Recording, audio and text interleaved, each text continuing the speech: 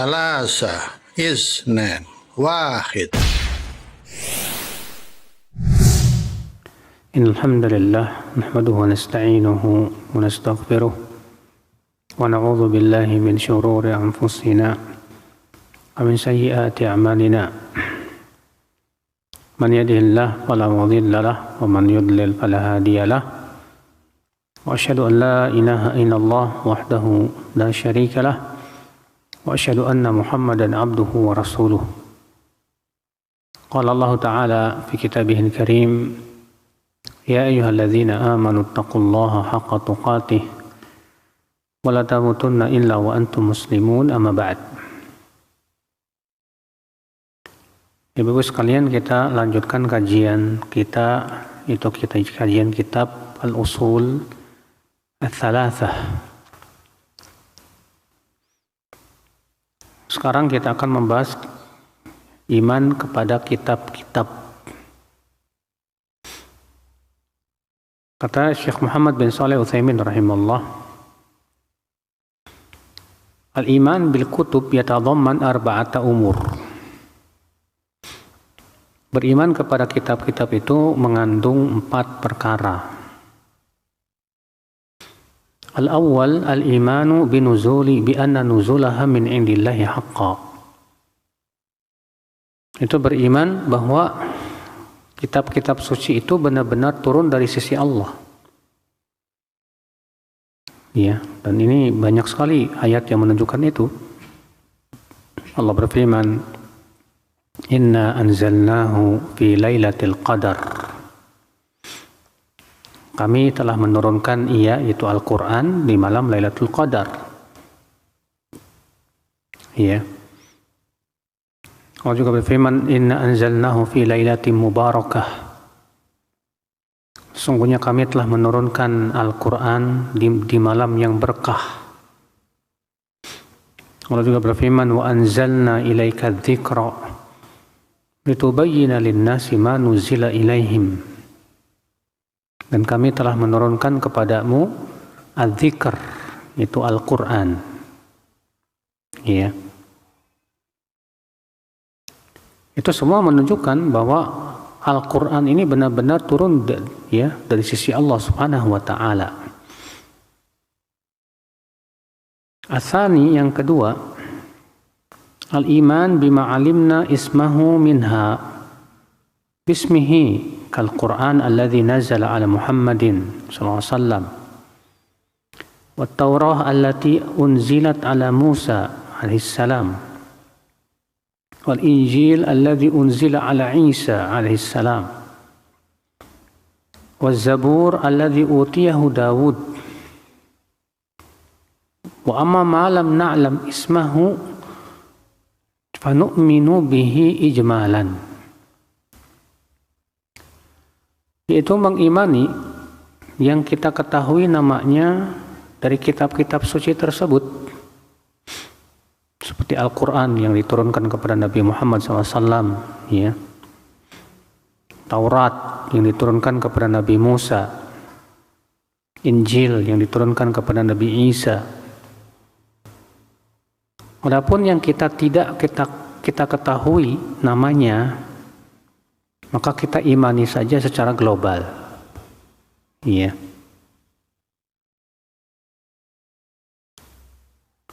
Ats-tsalits, yang ketiga, tasdiqu ma shahha min akhbariha. Membenarkan kabar-kabar yang sahih yang ada dalam kitab-kitab tersebut. Ka-akhbaril Quran, seperti kabar-kabar yang dikabarkan oleh Al-Quran, ya, tentang kisah-kisah para nabi, kaum-kaum yang terdahulu, tentang kisah, ya, yang akan terjadi di masa depan, tentang hari kiamat. Maka wajib kita imani semuanya yang ada dalam Al-Quran itu. Wa akhbar ma lam yubaddal aw yuharraf min kutubi sabiqah. Adapun kitab suci selain Al-Quran, maka kita imani, ya, selama belum diubah-ubah. Kabar-kabar yang ada dalam kitab-kitab suci sebelum kita, ibu-ibu, kalau sesuai dengan yang dikabarkan oleh Allah dan Rasul-Nya dalam Al-Quran dan hadis, wajib kita imani. Tapi kalau tidak sesuai, wajib kita dustakan. Iya. Ar-rabi al-amalu bi ahkami ma lam yumsakh minha. Mengamalkan hukum-hukum yang belum dihapus. Ya, adapun hukum-hukum yang sudah dihapus, maka pada waktu itu kita tidak boleh mengamalkannya. Ya. Seperti dalam Al-Quran ada ayat-ayat yang sudah dihapus hukumnya, Bu. Contoh Allah mengatakan, ya ayyuhalladzina amanu la taqrabus salata wa antum sukara. Hai orang-orang yang beriman, jangan kamu dekati salat dalam keadaan mabuk.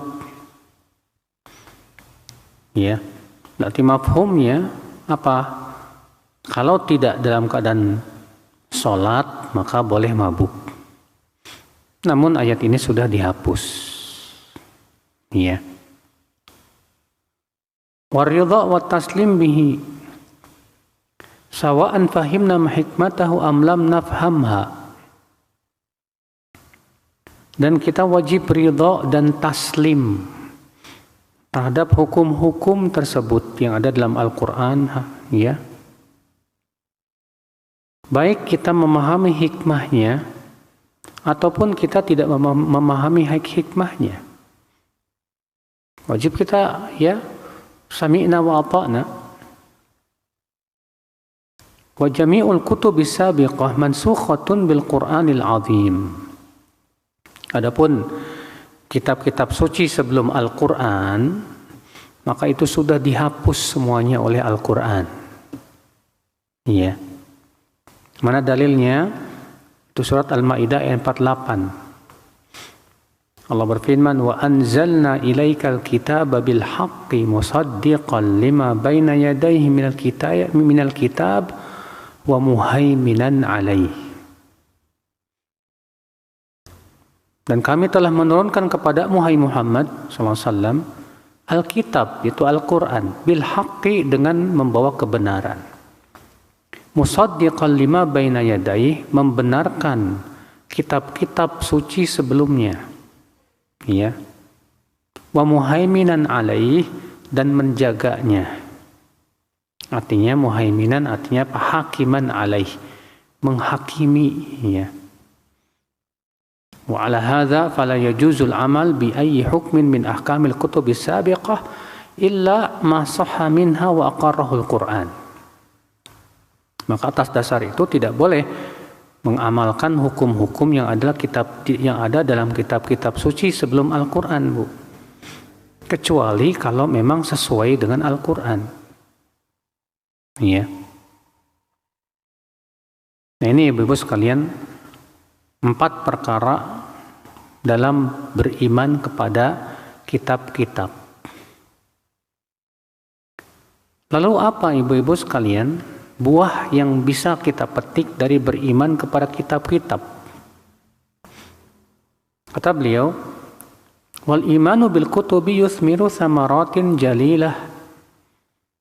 Beriman kepada kitab-kitab itu membuahkan buah yang bagus, yang mulia, yang agung. Apa itu? Al-ula al-ilmu bi'inayatillahi bi'ibadih, haitsu anzala likulli qaumin kitaban yahdihim bih. Bahwa itu menunjukkan Allah sangat memperhatikan hamba-hambanya, di mana Allah menurunkan untuk setiap kaum itu kitab suci yang akan memberi hidayah, yang akan membimbing mereka.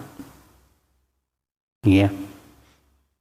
Bayangkan kalau kita tidak diturunkan kitab suci, bagaimana kita akan tahu, ya, jalan menuju surga, jalan ke neraka? Tentu kita tidak akan tahu itu. Tapi dengan kita, ya, dengan adanya si kitab suci Al-Quran, hadis, kita jadi tahu itu, Pak, Bu. Ya. Makanya ini nikmat yang besar sekali, ya. dengan diturunkan Al-Quran, ya hadis, jadi petunjuk dalam hidup kita. Atsaniyah, buah yang kedua, al-ilmu bihikmatillahi ta'ala fi syar'i. Itu menunjukkan bahwa Allah itu maha bijaksana, hikmah, di mana Allah mensyariatkan syariat-syariat itu sesuai dengan keadaan kaumnya masing-masing. Maka syariat yang dibawa oleh Nabi Muhammad SAW itu syariat yang cocok untuk ya umatnya sepanjang masa. Ya. Nah ini Ibu sekalian. Makanya Allah berfirman dalam surat Al-Maidah 48. Likullin ja'alna minkum syir'atan wa minhaja. Untuk setiap kaum itu kami jadikan ya dari kalian syariat dan minhaja. Ya. Ini Ibu-ibu sekalian beriman kepada kitab-kitab.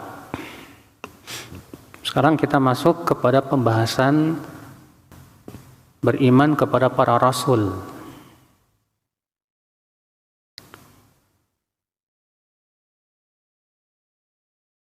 Beriman kepada para rasul, ibu-ibu sekalian,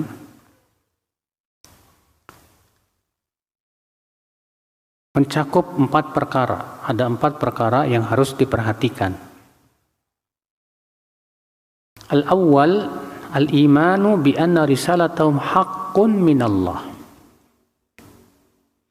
Beriman bahwa risalah para nabi dan rasul itu hak, benar, berasal dari Allah. Ya, bukan dari buatan pemikiran mereka, sama sekali tidak. Para nabi, para rasul tidak berani untuk membuat syariat sendiri, Pak, Bu.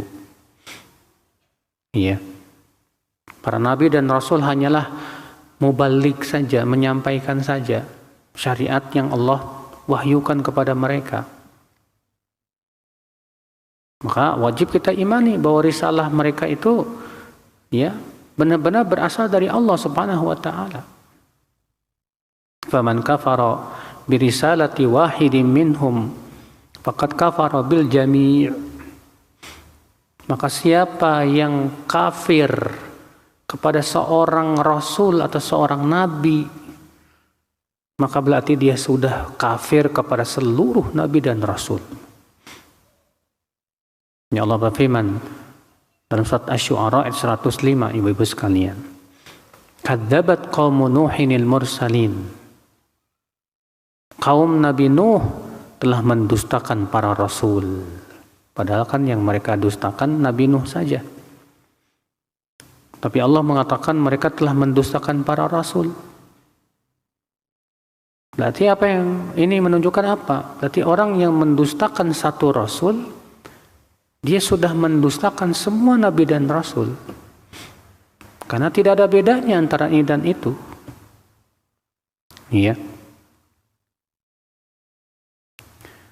Yang kedua, atsani al-iman biman alimna ismahu minhum bismihi. Itu mengimani nama-nama para nabi dan rasul yang Allah beritahukan dalam Al-Quran dan diberitahukan oleh Rasulullah SAW dalam hadis, ya. Adapun yang kita tidak ketahui namanya, fanu'minu bihi ijmalan, maka kita imani secara global saja. Iya. Ats-tsalits, yang ketiga, tasdiqu ma sahha anhum min akhbarihim.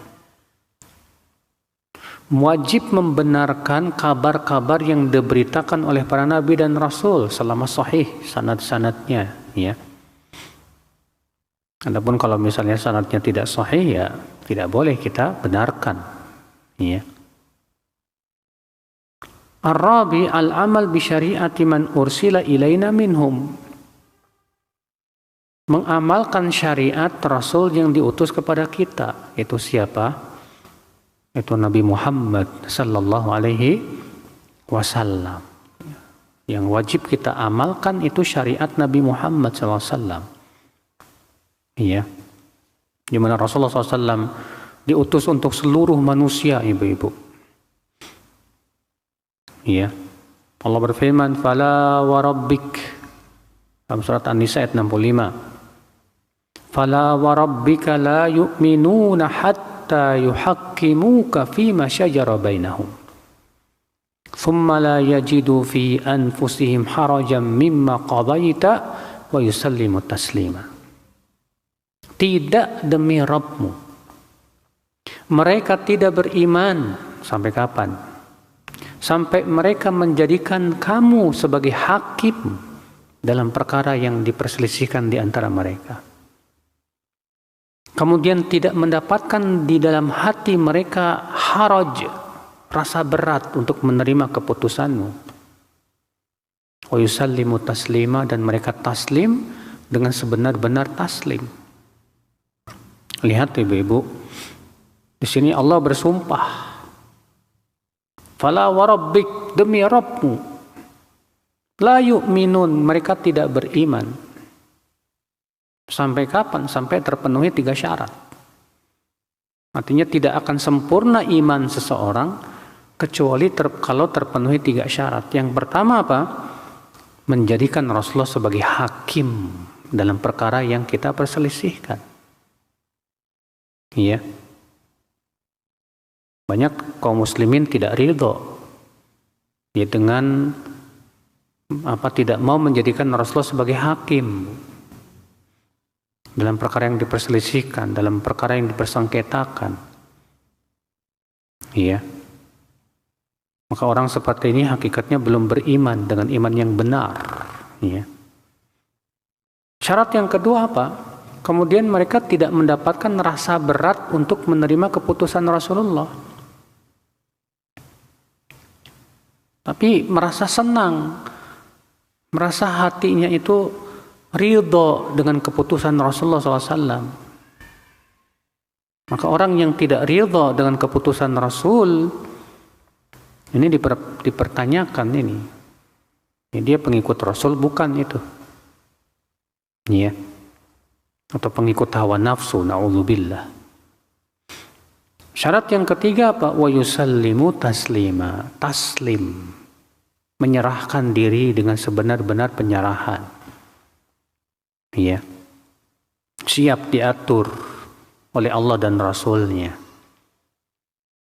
Demikian seharusnya kita, ibu-ibu sekalian, karena kita semua hamba Allah dan Allah mewajibkan kita mengikuti Rasulullah sallallahu alaihi wasallam. Kemudian kata Syekh Utsaimin, walil imani birrusul samaratun jalilatun minha, dan beriman kepada para rasul itu menimbulkan buah yang mulia, yang agung. Apa saja? Al-ula, yang pertama, al-ilmu bi rahmatillahi ta'ala wa inayatihi bi ibadihi haitsu arsala ilaihimur rusul liyahduhum ila siratillahi ta'ala. Itu kasih sayang Allah dan perhatian Allah kepada hamba-hambanya, di mana Allah mengutus kepada hamba-hambanya para rasul, para nabi. Untuk apa? Untuk memberikan hidayah mereka kepada jalan yang lurus, jalan Allah Subhanahu wa taala. Wa yubayyinu lahum kaifa ya'budun Allah. Para nabi dan para rasul itu, ibu-ibu, menjelaskan ya bagaimana tata cara beribadah kepada Allah. Li'anna al-aql al-bashari la yastaqilu bi ma'rifati dzalik. Karena akal manusia itu tidak bisa berdiri sendiri untuk mengetahui bagaimana kita berakidah tentang Allah, bagaimana kita beribadah kepada Allah. Ya. Maka alhamdulillah Allah utus para nabi, utus Rasulullah kepada kita menjelaskan tentang akidah yang harus kita yakini, ibu-ibu. Rasulullah SAW menjelaskan kepada kita bagaimana tata cara ibadah yang Allah ridhai dan cintai. Alhamdulillah, itu nikmat. Ya. Allah tidak serahkan kepada akal-akal kita. Kalau diserahkan kepada akal-akal kita, wah, riweuh. Yang ini begini, yang itu begitu. Karena setiap akal kan pasti beda-beda pendapatnya ya. Tapi ketika Allah jadikan parameternya adalah wahyu yang Allah wahyukan kepada Rasulnya, nikmat jadinya. Asaniyah, buah yang kedua, syukuruhu ta'ala ala hadhihi ni'matil kubra. Itu mensyukuri nikmat Allah yang besar ini. Karena diutusnya Rasulullah, itu nikmat yang besar sekali, Ibu. Mensyukuri nikmat Rasul, bagaimana caranya, Bu? Caranya kita mengikuti jejak kaki mereka. Ikuti mereka. Jadikan mereka sebagai uswatun hasanah. Sebagaimana Allah mengatakan, laqad kana lakum fi Rasulillahi uswatun hasanah. Sungguh telah ada pada diri Rasulullah SAW itu suri tauladan yang baik, Ibu-ibu sekalian. Maka sebagai rasa syukur kita kepada Allah, ya kita kaji, kita pelajari itu hadis-hadis Rasulullah. Ya. Bagaimana tata cara ibadahnya Rasulullah, bagaimana akidah yang harus kita yakini, bagaimana akhlak Rasulullah SAW, bagaimana tata cara muamalahnya Rasulullah SAW, bagaimana adab-adab yang Rasulullah diajarkan kepada kita. Coba kita pelajari sebagai rasa syukur kita kepada Allah Subhanahu wa Ta'ala. As-salisah, yang ketiga, muhabbatur rusul wa ta'zimuhum wa thana'u alaihim bima yaliqu bihim li'annahum rasulullah wa li'annahum qamu bi ibadatih wa tablighi risalatih wa nushi li'ibadih. Itu kita berusaha mencintai para rasul. Semua nabi dan rasul wajib kita cintai, Bu. Wajib. Ya. Kita mencintai Rasulullah SAW wajib. Dan cinta kita kepada Rasulullah melebihi cinta kita kepada semua orang. Sebagaimana Rasulullah bersabda, la yu'minu ahadukum hatta akuna ahabba ilaihi min waladihi wa walidihi wan nasi ajma'in. Tidak beriman seseorang dari kalian sampai aku lebih ia cintai dari anaknya, orang tuanya, dan dari seluruh manusia. Subhanallah. Ya. Demikian pula kita mencintai Nabi Isa, Nabi Musa, para nabi semuanya wajib kita cintai mereka. Karena mereka hamba-hamba Allah yang dicintai oleh Allah Subhanahu wa Ta'ala. Ya. Maka kita hormati mereka. Kita, ibu-ibu sekalian, ya, berusaha untuk ta'zim kepada mereka. Karena mereka adalah para rasul dari Allah. Mereka telah melaksanakan ibadah kepada Allah sebaik-baiknya. Mereka telah menyampaikan risalah dan mereka benar-benar telah memberikan nasihat kepada manusia. Iya. Ini ibu-ibu sekalian, beriman kepada para nabi dan rasul. Dan tentunya ibu, kita sangat membutuhkan para nabi. Karena dengan melalui mereka lah kita bisa mengenal Allah, ya. Dengan melalui mereka kita paham tentang syariat Allah. Dengan melalui mereka kita tahu jalan menuju surga. Ya, alhamdulillah. Kemudian kita masuk ke rukun iman yang keenam. Atau yang kelima, ya. Itu beriman kepada hari akhirat. Apa itu hari akhirat? Hari kiamat, Ibu.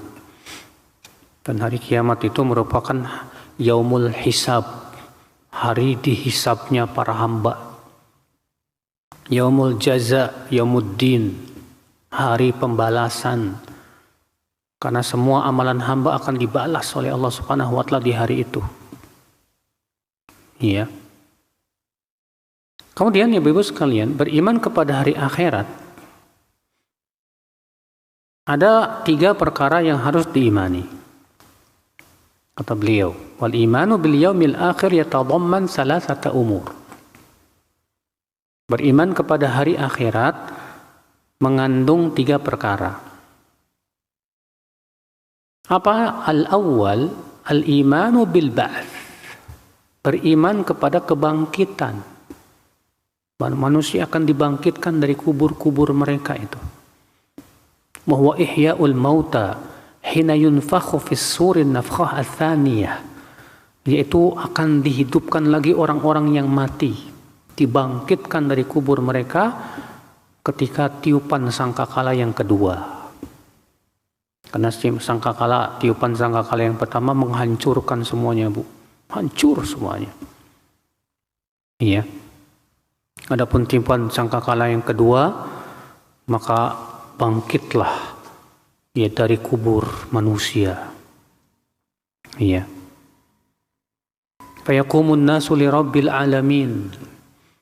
Berdirilah manusia ya kepada Rabbul alamin, hufatan ghairu munta'ilin, dalam keadaan telanjang kaki, telanjang badan, belum disunat. Ya.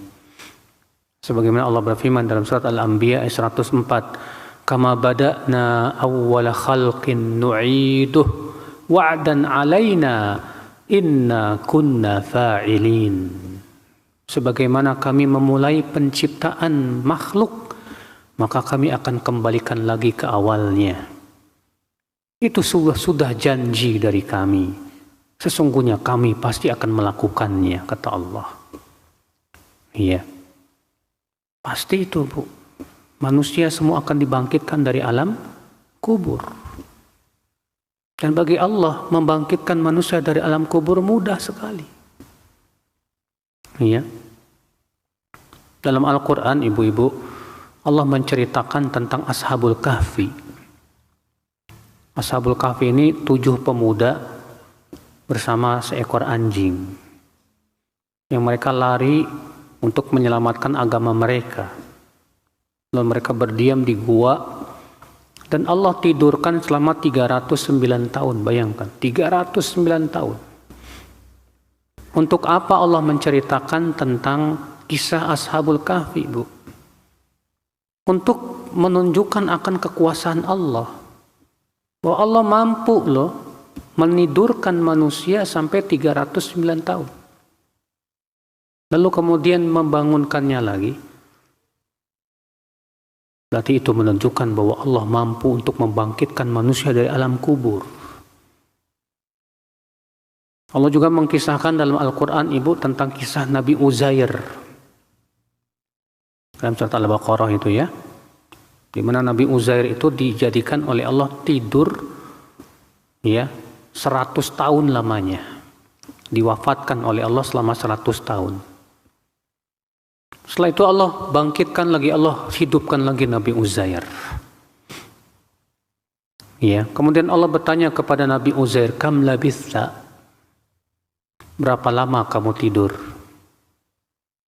Kata Nabi Uzair, "Labithu yauman aw yaumain." Ya, au ba'da yaum. Aku ya tinggal sehari atau setengah hari. Apa kata Allah? "Bal labitha mi'ata 'am." Justru kamu tinggal 100 tahun. Lalu Allah perlihatkan bukti-buktinya. Ya. Wanzur ila himarika walinaj'alaka ayatan linnas.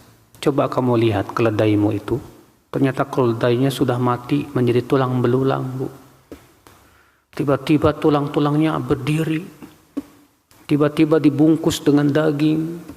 Dibungkus dengan kulit dan jadi keledai lagi hidup di hadapan matanya Nabi Uzair. Ya. Kenapa Allah kisahkan itu dalam Al-Quran? Untuk memahamkan kepada kita dan semakin menambah keyakinan, Ibu, bahwa bagi Allah mudah untuk membangkitkan orang yang sudah mati itu. Mudah. Nabi Ibrahim berkata kepada Allah, "Kaifa ya? Bagaimana engkau menghidupkan yang sudah mati ya Allah?" Apa kata Allah kepada Nabi Ibrahim? Awalam tu'min? Kamu tidak beriman? Kata Nabi Ibrahim, bala. Walakin liyatma'inna qalbi. Aku beriman ya Allah, tapi supaya lebih bertambah keimananku. Maka Allah menyuruh Nabi Ibrahim, ibu-ibu, mengambil 4 ekor burung. Lalu burung itu disembelih dan dipotong-potong. Kemudian dicampurkan. Kemudian disimpan di 4 puncak gunung. Kemudian Nabi Ibrahim menyuruh untuk memanggilnya. Tiba-tiba terbang lagi, hidup lagi. Ya. Subhanallah. Kenapa Allah ceritakan itu dalam Al-Quran, ibu-ibu? Untuk membuktikan Allah kuasa untuk membangkitkan manusia dari alam kubur. Mudah bagi Allah. Menghidupkan kembali yang sudah menjadi mayat, mudah bagi Allah Subhanahu wa ta'ala. Ya. Demikian pula ibu-ibu sekalian. Kita lihat Allah menyuruh kita berpikir tentang manusia, bagaimana Allah mampu menciptakan manusia pertama kali dari air mani, berubah menjadi segumpal darah, segumpal daging, ya, lalu tulang dibungkus dengan daging, jadi manusia beneran. Kalau Allah mampu menciptakan manusia pertama kali dari air mani, jadi manusia beneran, bagi Allah sangat mampu untuk membangkitkan manusia dari alam kuburnya. Sangat mampu. Makanya Allah mengatakan, ibu, ayahsabul insanu ayyutraka suda alam yakun nutfatan min maniyyin yumna thumma kana 'alaqatan fa khalaqa fasawwa faja'ala minhu zawjaini adh-dhakara wal untha alaysa dzalika biqadirin 'ala an yuhyiyal mauta.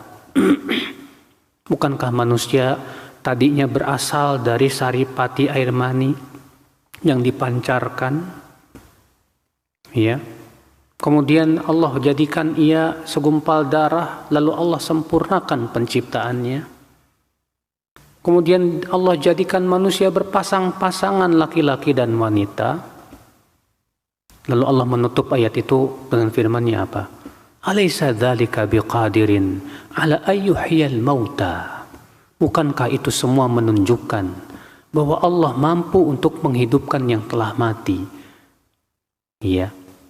Iya. Dalam surat Yasin juga ibu-ibu, ya. Allah Subhanahu wa taala ya dalam surat Yasin itu ketika menyebutkan tentang orang yang ragu, ya, tentang Allah mampu untuk membangkitkan lagi, apa kata Allah tentang orang kafir ini, bu? Qala may yuhyil 'idhama wa hiya ramim. Siapa yang bisa menghidupkan tulang belulang yang telah hancur ini? Apa kata Allah, ibu-ibu? Qul yuhyiha alladhi ansha'aha awwala marrah wa huwa bikulli khalqin alim.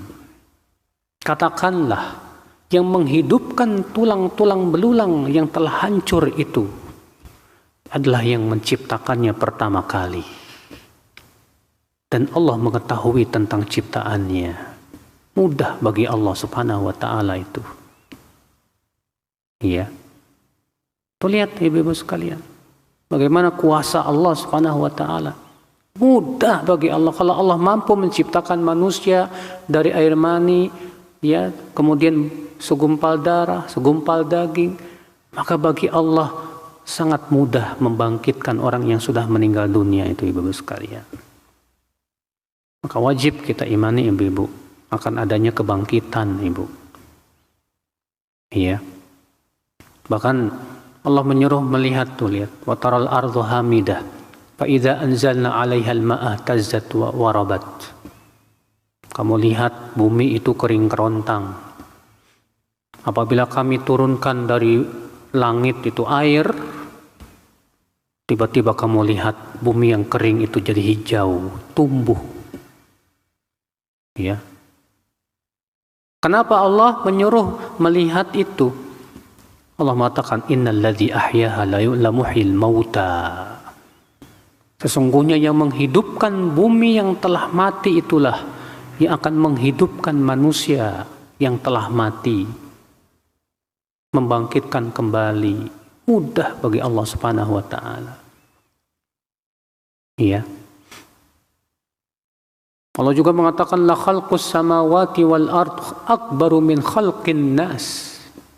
Penciptaan langit dan bumi ini lebih besar daripada penciptaan manusia.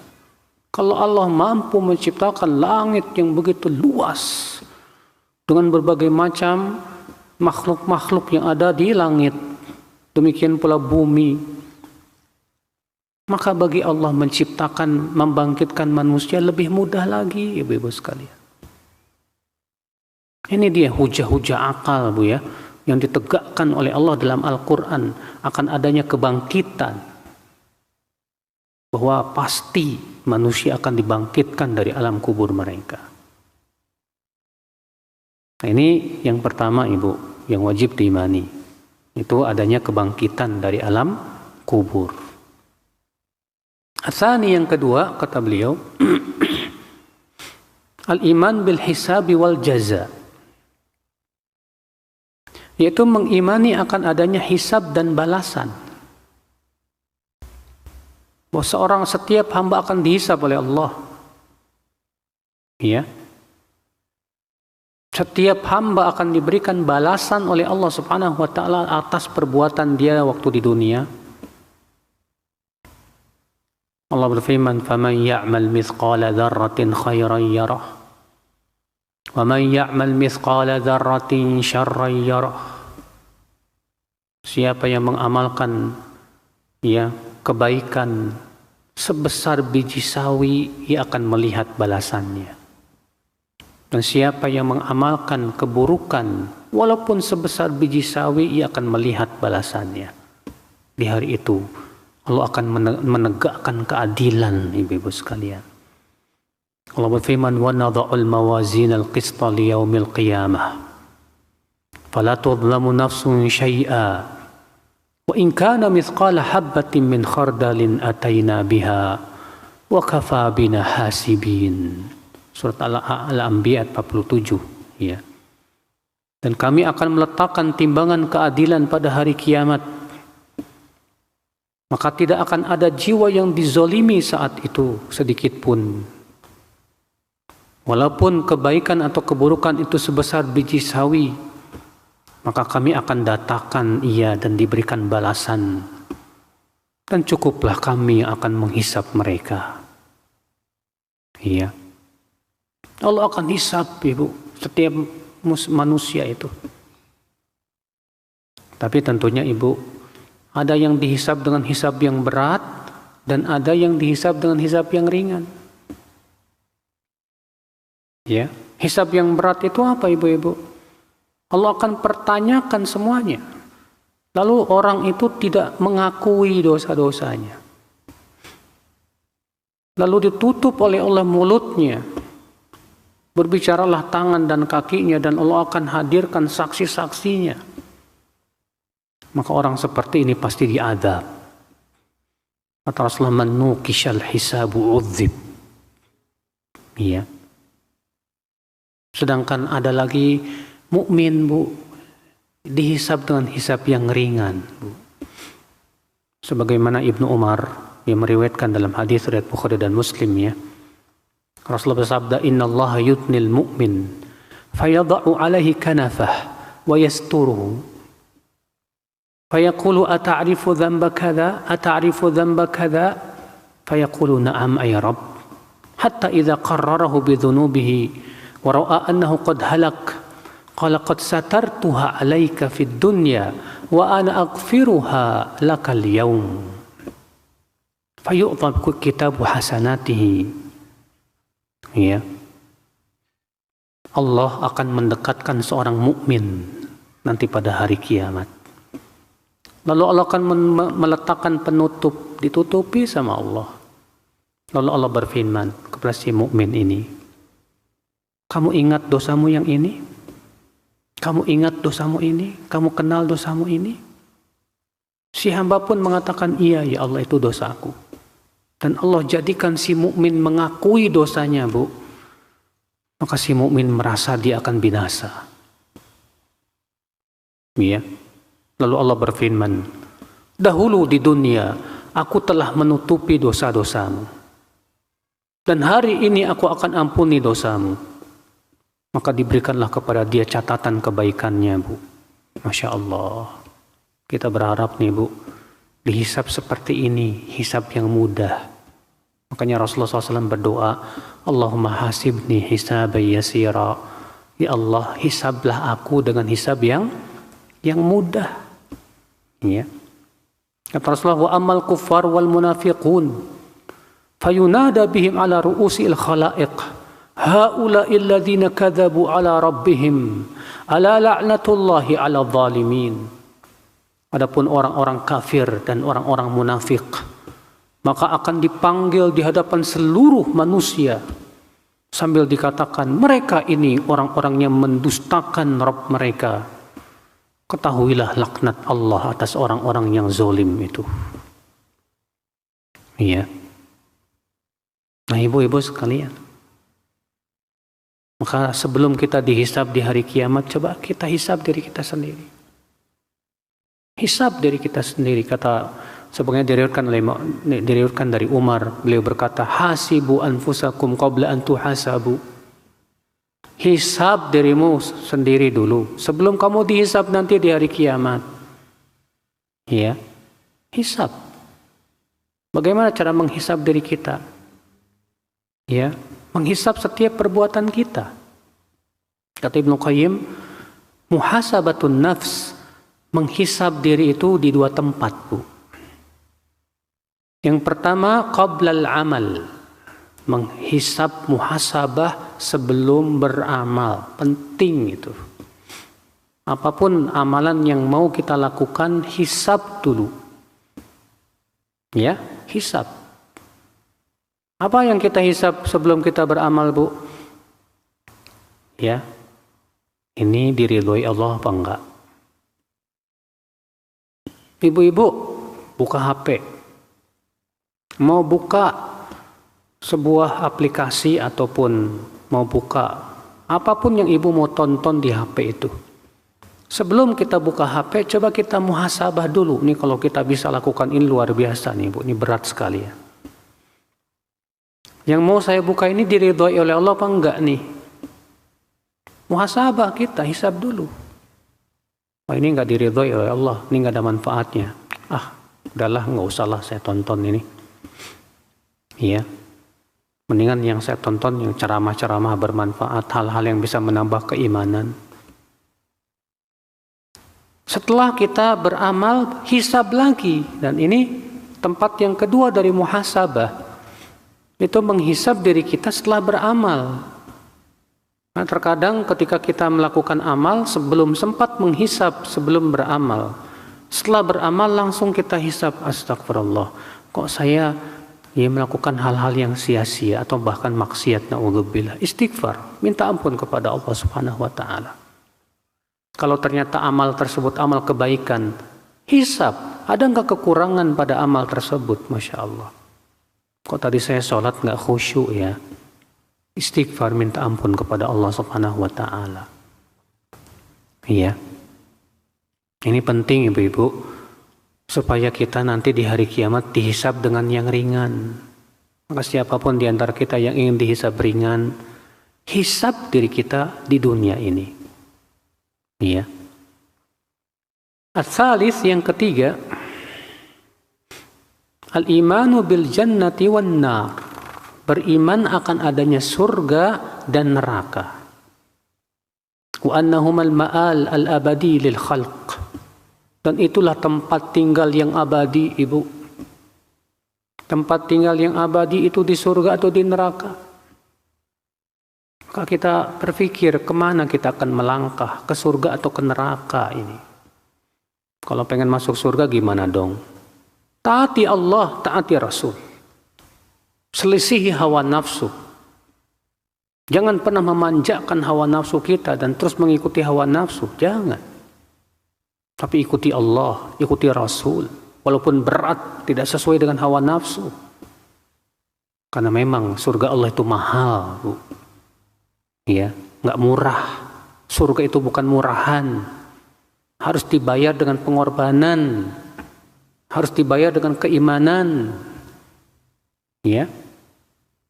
Kalau kita pengen masuk surga, harus ada usaha, harus ada kesungguhan untuk menaati Allah, menjauhi maksiat, untuk beramal saleh. Ya. Sekarang kita pengen masuk surga, tapi kita hanya bisa berangan-angan, mau beramal saleh saja malas-malesan. Bagaimana kita akan bisa sampai ke surga, ibu-ibu? Iya, kecuali kalau Allah rahmati kita tentunya. Surga dan neraka itu hak, benar adanya, Bu. Benar ada. Maka kewajiban kita, Ibu, lari dari api neraka. Kita banyak di antara kita, subhanallah ya, kalau ditanya, kamu yakin ada neraka? Yakin. Kamu takut sama neraka? Takut. Tapi ternyata kok maksiatnya jalan terus, gimana ini? Berarti rasa takut kepada nerakanya ini kurang sekali ya. Allah musta'an, ibu-ibu sekalian. Orang yang takut dari neraka harusnya gimana dong? Lari, tinggalkan maksiat, jauhi maksiat, taati Allah. Ya, karena kita tahu neraka itu azab yang sangat keras. Kita tidak ingin masuk neraka, ibu. Apalagi na'udzubillah kalau sampai kekal di neraka selama-lamanya akibat kesyirikan yang kita lakukan, na'udzubillah. Karena orang yang mati di atas kesyirikan, orang yang mati di atas kekafiran abadan, selama-lamanya nggak bakalan bisa masuk surga. Allah berfirman, Inna Allah la yaghfiru an yushraka bih, wa yaghfiru ma duna dzalika liman yasha. Sesungguhnya Allah tidak akan mengampuni dosa syirik dan mengampuni dosa yang lebih rendah dari kesyirikan. Ya, ibu-ibu sekalian. Nah ini ibu-ibu sekalian ya, beriman kepada hari akhirat, dan insya Allah kita lanjutkan pada pertemuan yang akan datang. Dan kita buka tanya jawab. Barangkali ibu-ibu ada yang mau nanya, silahkan.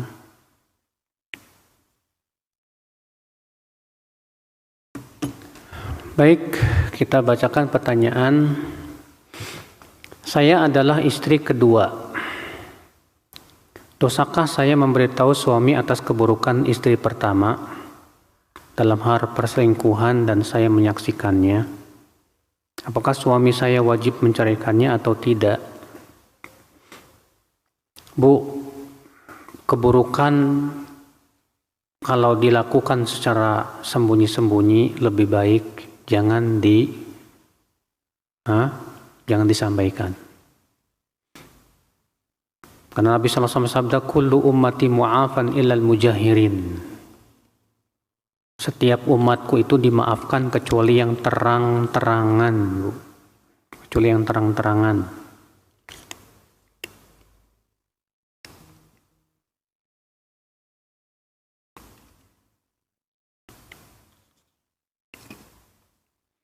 Saya usia 55 tahun, boleh tidak minta kepada saudara kandung atau ponakan untuk makan, ngontrak? Perlu Ustaz ketahui saya janda tinggal mati dan tidak punya anak. Apa hukumnya? Ibu seorang wanita memang ya harus ditanggung hidupnya oleh saudara laki-lakinya kalau masih ada. Ya. Kalau dia masih punya saudara laki-laki atau punya keponakan laki-laki atau punya paman laki-laki, maka merekalah yang wajib menanggung hidup si janda ini. Dalam Islam begitu. Kalau suami sudah meninggal, bapaknya sudah meninggal, maka kalau dia masih punya kakak laki-laki atau adik laki-laki ya, maka mereka wajib. Kalau nggak punya juga, dalam Islam sebetulnya wajib ditanggung hidupnya oleh pemerintah. Mereka lah yang menanggung hidup para janda. Iya, Tapi di negara kita tidak seperti itu masalahnya. Maka tentu ya kita berusaha untuk saling bahu-membahu. Bersama kaum muslimin harus seperti satu jasad. Ya, apabila sebagian merasa sakit, kita pun merasa sakit. Maka bahu-membahu untuk saling membantu. Jangan cuek, ya. Bagaimana cara memotong rambut bayi yang baru lahir? Apakah dengan digundul atau hanya sebagian? Digundul, Bu, semuanya, Bu. Lalu kemudian ditimbang dengan perak. Ya, berapa gramnya dikeluarkan tuh, Bu, disedekahkan. Ya. Kalau belum mampu mengakikahkan di hari ke-7, ya udah, yang penting gundul aja dulu di hari ke-7 itu, dikasih nama. Adapun menyembelihnya nanti ketika sudah mampu. Ya.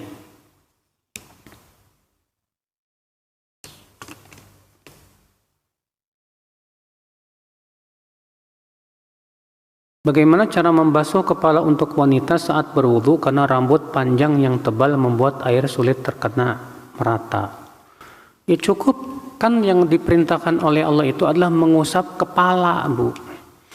Kalau rambutnya tebal panjang, maka cukup diusap kepalanya sampai ke tengkuk, udah selesai. Nggak harus rambutnya semuanya. Karena yang Allah perintahkan itu adalah wamsahu biru'usikum, usaplah kepalamu. Ya. Kepala itu sampai ke tengkuk.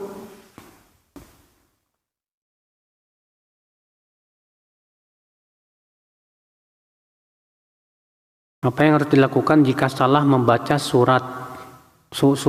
membaca bacaan saat sholat, tapi sudah terlanjur ganti ke gerakan atau rukun selanjutnya? Ini bacaannya apa maksudnya ini? Iya, harus dijelaskan dulu bacaan yang mana. Bacaan Al-Fatihahnya misalnya, nggak baca apa gimana? Atau baca salah dalam membaca surat, ada yang lupa misalnya. Itu coba diperinci lagi, Bu.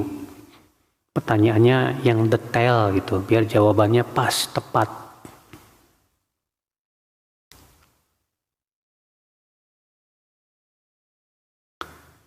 Saya terkena was-was semenjak bertaubat atau memperbaiki diri. Saya ini sudah taubat dari dosa terutama saat Ramadan. Saya sudah tahu dan semua ulama dan ustadz salaf mengatakan cukup diqadha dan tidak ada kafarat. Tapi saya merasa tidak tenang, Ustadz. Saya mengecek berulang kali mengenai ini, walaupun saya tahu, ini panjang banget ya.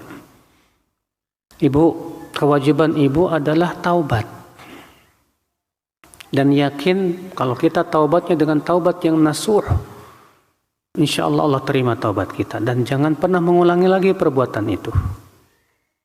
Imam Nawawi mengatakan syarat taubat 3. Yang pertama menyesal. Ya, menyesali dosa tersebut. Yang kedua, ya, meninggalkan dosa itu saat taubat.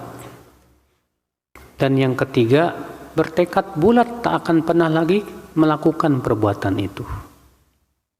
Ya, dan terus jaga taubatnya, jaga terus. Jangan sampai kemudian kembali lagi, ya. Jika seseorang bertaubat, dia akan harus berjanji dan bertekad untuk tidak mengulangi dosa tersebut. Bagaimana jika saya pernah bertaubat lalu berkata, ya Allah, saya berjanji tidak akan mengulangi dosa tersebut lagi. Maka, apa sih ini? Lalu setelahnya saya malah beberapa kali terjerumus lagi ke dosa tersebut. Setiap ibu terjerumus lagi ke dosa tersebut, segera taubat lagi. Ya, dan berazam untuk tidak melakukannya. Dan berazam ini bukan hanya sebatas berazam, Bu, tapi juga meninggalkan sebab-sebabnya. Kenapa? Apa sebabnya kita terjerumus lagi? Ya, ini penting supaya kita bisa menjauhi sebabnya. Kalau kita bisa menjauhi sebabnya, insya Allah kita bisa istiqomah di atas taubat kita. Iya. Bolehkah mengizinkan anak perempuan kuliah di luar negeri? Orang tua hanya mengantar dan nanti kembali lagi tidak menemani di sana. Ini luar negerinya di mana ini, Bu, nih? Kalau di negeri kafir, aduh, Bu, fitnah di sana dahsyat loh, Bu. Iya. Kita tidak tahu bagaimana pergaulan di sana. Jangan pernah merasa pede, anak perempuan saya sudah kuat imannya. Ya subhanallah. Ya, berapa banyak orang-orang yang tadinya ya ngaji, alhamdulillah, gara-gara pergi dia ke luar negeri belajar sekolah, pulang-pulang sudah berubah. Ada itu. Ya, waktu berangkatnya masih masih pakai jilbab rapih. Pulang-pulang ternyata sudah lepas jilbab, Ibu. Iya. Ibu, keselamatan agama anak itu harus kita pelihara segala-galanya. Jangan sampai hanya mengejar dunia, kita korbankan agama anak, Bu. Dunia sementara, Bu. Ya. Dunia sementara, ingat. Akhirat itu yang akan kekal. Jangan sampai dikorbankan agama anak kita demi hanya untuk mengejar dunia. Ya. Ingat, rezeki Allah sudah tanggung. Setiap orang sudah Allah tanggung rezeki masing-masing. Siapa yang bertakwa kepada Allah semakin membuka pintu rezeki. Allah berfirman, "Wa may yattaqillah yaj'al lahu makhraja." Siapa yang bertakwa kepada Allah, Allah akan berikan padanya jalan keluar. Iya. Bagaimana hukum menjadi guru yang mengajar pelajaran seni musik? Aduh, Ibu. Musik itu haram dengan ijma' para ulama. Yang menghalalkan musik cuma Ibnu Hazm, itu pun sudah didahului oleh ijma'. Dan dalil-dalil tentang haramnya musik jelas, tegas. Terus Ibu mau jadi guru musik? Pertama, Ibu sudah melakukan keharaman. Ibu mengajarkan sesuatu yang haram, jadi dosa jariah buat Ibu. Iya.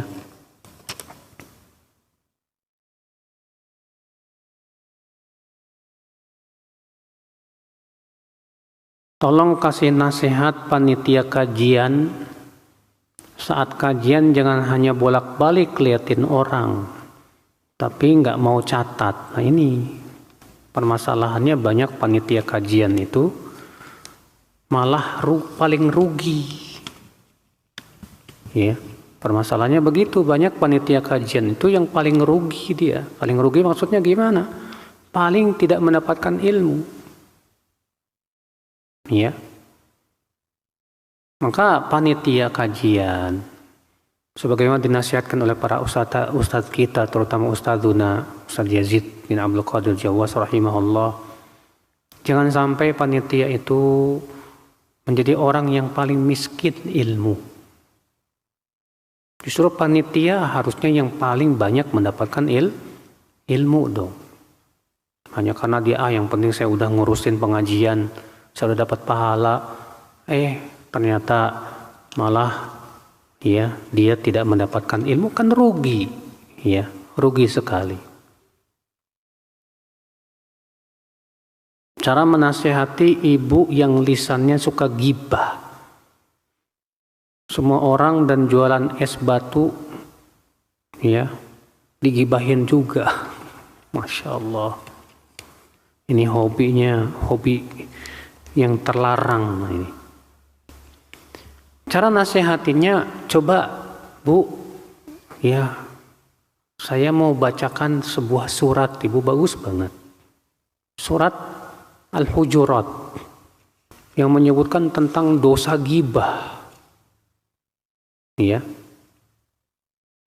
Pahamkan kepada dia, jadikan dia takut api neraka si ibu ini. Dan jadi pahamkan juga bahwa di alam kubur nanti akan ada azab kubur. Dan beritahu bahwa di antara sebab azab kubur itu ghibah. Dan pahamkan makna ghibah itu apa. Ya. Mungkin dia tidak paham hakikat ghibah. Dia kira ngomongin orang itu bukan ghibah. Selama niatnya bukan ghibah. Karena sebagian orang kan mau ghibah itu ngomong dulu, maaf ya, saya bukannya mau ghibah. Padahal ghibah. Iya. Nah, ini ibu-ibu sekalian. Bagaimana hukumnya kalau orang yang pikun tidak melaksanakan ibadah wajib dengan benar?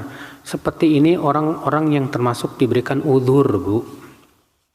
Allah berfirman, la yukallifullahu nafsan illa wus'aha. Allah tidak memberikan beban kecuali sesuai dengan kemampuannya. Adik saya sedang futur dan masuk dalam jurang maksiat. Bagaimana menumbuhkan kembali imannya? Bawa ke majelis taklim. Futur itu akibat apa? Enggak mau duduk di majelis taklim. Futur itu akibat maksiat. Ya. Ingatkan tentang hakikat kehidupan. Ingatkan kematian. Bilang kepada adiknya, Dek, tidak ada yang bisa menjamin kita ini mati, hidup kita akan panjang umurnya. Iya. Apa kamu tidak takut, Dek, kalau kamu berbuat maksiat ternyata Allah wafatkan kamu di atas maksiat? Kamu nggak takut? Iya. Coba sering bawa ke tempat kajian supaya imannya tumbuh. Karena iman itu seperti pohon. Pohon itu harus selalu disiram tiap hari. Supaya apa? Supaya dia tumbuh dengan baik. Dikasih apa? Dikasih pupuk. Demikian pula pohon iman harus selalu disiram setiap hari, setiap saat, supaya pohon iman itu tumbuh dengan bagus. Ya. Ana baru belajar tahsin, tajwid dan makharijul huruf di usia 56. Sekarang usia 62. Namun masih susah lisan ini, Ustadz, menyebutkan beberapa huruf tertentu. Apakah Ana berdosa? Tidak, karena ibu sudah berusaha. Ya, ibu tidak meremehkan. Ibu sudah berusaha. Sebentar Allah berfirman, la yukallifullahu nafsan illa wus'aha. Allah tidak membebani jiwa kecuali sesuai dengan apa? Kemampuan. Demikian, saya kira cukup. Mohon maaf tidak semua pertanyaan bisa saya jawab. Subhanakallah bihamdik. Asyhadu an la ilaha illa anta astaghfiruka wa atubu ilaik.